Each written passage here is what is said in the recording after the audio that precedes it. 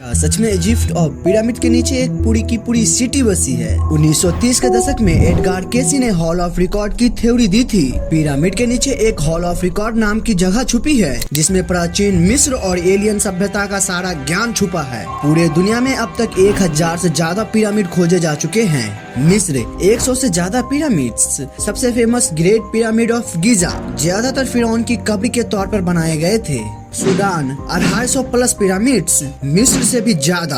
ये नुबैन पिरामिड्स कहलाते हैं और काफी छोटे लेकिन नुकीले होते हैं। मैक्सिको 30 प्लस पिरामिड्स, खास करके मयान और इट्जा सभ्यता द्वारा बनाए गए। सबसे फेमस पिरामिड ऑफ सन और चिचैन इट्जा। चीन करीब 38 से ज्यादा पिरामिड नुमा मकबरे मिले हैं, जिन्हें चाइनीज पिरामिड कहा जाता है। इटली, यूनान, कंबोडिया, इंडोनेशिया, यहाँ भी कुछ पिरामिड जैसी संरचनाएं मिली है। कुछ लोग मानते हैं कि यहाँ बिजली बनाई जाती थी क्योंकि यहाँ ऐसे आर्ट मिले हैं, तो वही कुछ लोग मानते हैं कि यहाँ अनाज स्टोर किया जाता था। लेकिन दोस्तों, सच्चाई कुछ और भी है।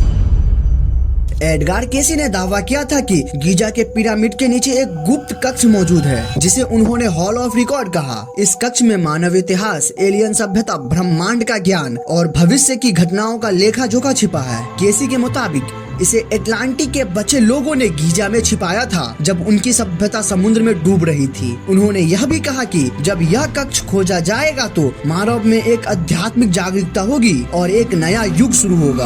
एडगार केसी के अनुसार यह कक्ष स्फिंक्स के दाहिने पंजे के नीचे स्थित है। कुछ आधुनिक खोजों में भी वहाँ जमीन के नीचे खाली जगह मिलने के संकेत मिले हैं। मिस्र सरकार और मुख्य धारा के पुरातत्ववेताओं ने भी आधिकारिक रूप से इस हॉल ऑफ रिकॉर्ड के अस्तित्व को स्वीकार नहीं किया।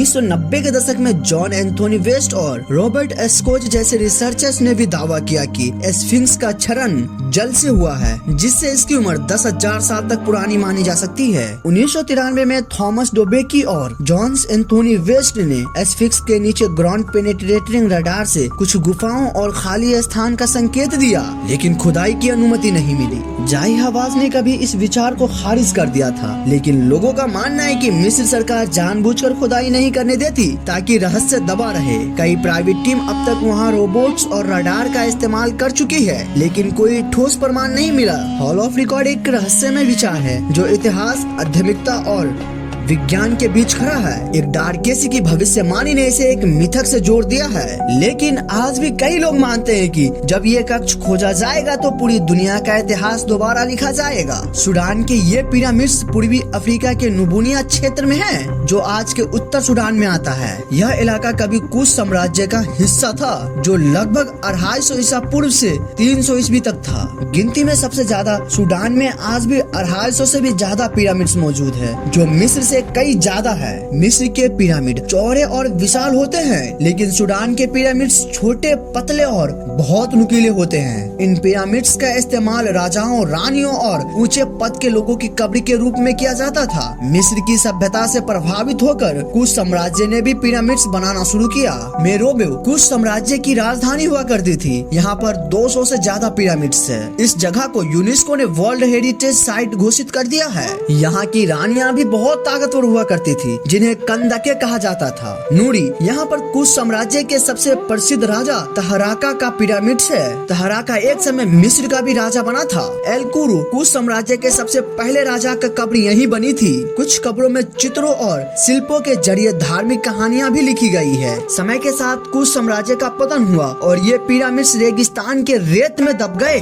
ज्यादातर लोगों को आज भी इनके बारे में पता नहीं है, क्योंकि इतिहास में इनका जिक्र बहुत कम होता है। आज ये पिरामिड्स एक पुरातात्विक धरोहर है। धीरे धीरे दुनिया भर के रिसर्चर्स और ट्रेवलर इनकी तरफ आकर्षित हो रहे हैं। अब सोचिए, सूडान के बाद ऐसे पिरामिड्स और कहां कहां मिलते हैं। मैक्सिको में है माया सभ्यता के पिरामिड्स, जैसे चिचेन इट्जा। ये सिर्फ पत्थर की इमारत नहीं थी, ये थे खगोलीय ज्ञान और बलि प्रथा की गवाह। चीन में भी बहुत गुप्त पिरामिड है, जिन्हें एम्पेरोर्स टोम्ब्स कहा जाता है। बहुत से पिरामिड्स अब भी पेड़ों से ढके हुए हैं और सरकार ने उन्हें अब तक तक पूरी तरह खोला भी नहीं है। इटली और यूनान में भले ही पिरामिड्स कम हो, लेकिन वहाँ की प्राचीन इमारतें जैसे यूनान के पार्थेनोन या इटली का रोमन आर्किटेक्चर ये दिखाते हैं कि हर सभ्यता ने अपना अपना अलग रास्ता अपनाया। कंबोडिया का अंकोर वाट का मंदिर दिखने में पिरामिड जैसा ही है, लेकिन असल में वो दुनिया का सबसे बड़ा धार्मिक ढांचा है। ये दिखाता है कि पिरामिड सिर्फ मिस्र की पहचान नहीं, ये पूरी दुनिया की है। हर देश, हर सभ्यता ने अपने लोगों के लिए कुछ पीछे छोड़ा,